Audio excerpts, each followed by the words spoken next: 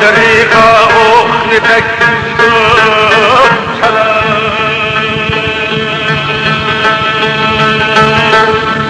شوف خيلي bağrı mezbol diye yara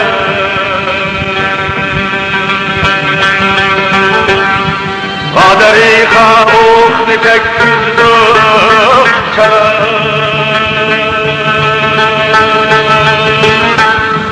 شوف خيلي bağrı mezbol diye yara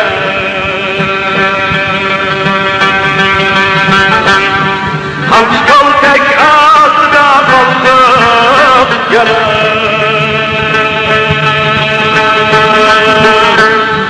Hoş bilen törem yemek kımboy kara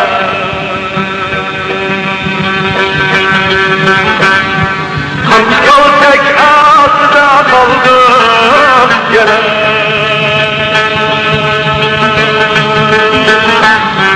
Hoş bilen törem yemek kımboy kara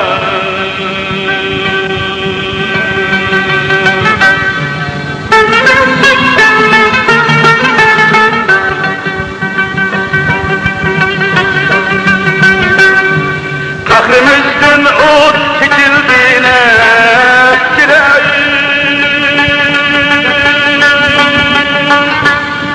hep kızıl yangın tutuldu tam sarayı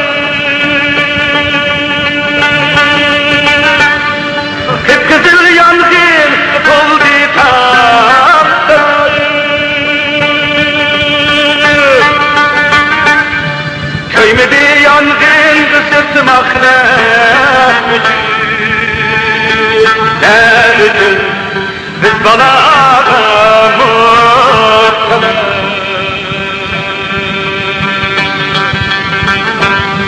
köymedi yangın sırtmak ne bütün biz bana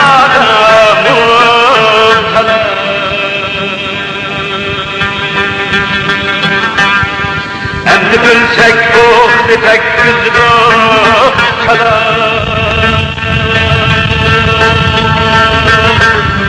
Hemmedin yaman icetsiz kalar